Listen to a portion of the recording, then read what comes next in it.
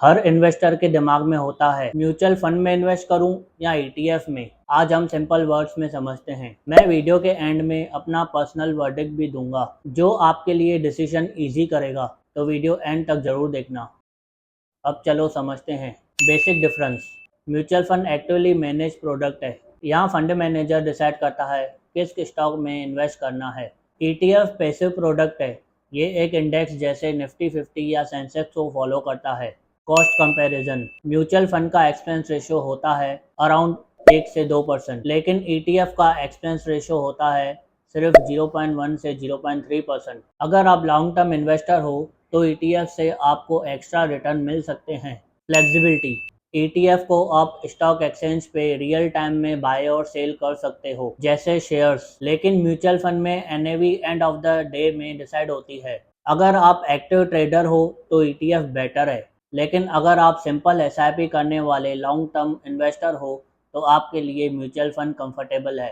Performance and return. ETF index को follow करता है तो जर्नली मार्केट एवरेज रिटर्न देता है, लेकिन म्यूचुअल फंड में कुछ फंड अंडर परफॉर्म भी करते हैं। स्टडी के अकॉर्डिंग 70% से ज़्यादा एक्टिव फंड अपने बेंचमार्क को भी बीट नहीं कर पाते लॉन्ग टर्म में। म्यूचुअल फंड में थोड़ा रिस्क है, लेकिन रिटर्न का चांस भी ज़्यादा होता है। ट्रांसपेरेंसी। म्यूचुअल फंड में ट्रांसपेरेंसी थोड़ी लिमिटेड होती है।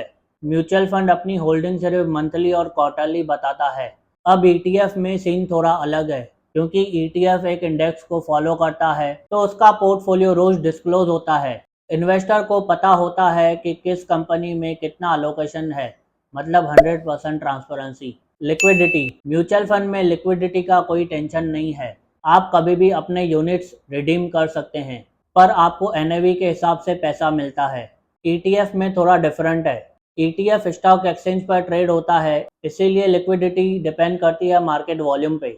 Minimum investment. Mutual fund beginner के लिए परफेक्ट होते हैं। म्यूचुअल फंड में आप सिर्फ 500 या 1000 रुपए से एसआईपी स्टार्ट कर सकते हो और डीमेट अकाउंट की भी जरूरत नहीं होती। लेकिन ईटीएफ में इन्वेस्ट करने के लिए आपको डीमेट प्लस ट्रेडिंग अकाउंट होना जरूरी है, और आप कम से कम एक यूनिट बाय कर सकते हो, और एसआईपी डायरेक्टली पॉसिबल नहीं होता, लेकिन अभी कुछ प्लेटफॉर्म ये फैसिलिटी देते हैं। Final verdict. अगर आप बिगिनर हो और एसआईपी कर रहे हो तो म्यूचुअल फंड इजी और टेंशन फ्री ऑप्शन है, लेकिन अगर आपको मार्केट का थोड़ा अंडरस्टैंडिंग है और आपको ट्रेडिंग एप्स यूज करने आते हैं तो ईटीएफ कॉस्ट एफिशिएंट और ट्रांसपेरेंट ऑप्शन है। दोनों के अपने बेनिफिट्स हैं, बस आप अपने इन्वेस्टमेंट स्टाइल के हिसाब से चूज करो। अगर ये वीडियो आपको यूजफुल लगा हो तो लाइक जरूर करना। कमेंट करो नीचे आपका क्या फेवरेट है, म्यूचुअल फंड या ईटीएफ। अगर आप ईटीएफ बेसिक समझना चाहते हो तो मेरा प्रीवियस वीडियो चेक करो, लिंक डिस्क्रिप्शन में है। और मोर फाइनेंस कंटेंट के लिए चैनल सब्सक्राइब करो और बेल आइकन भी दबा दो।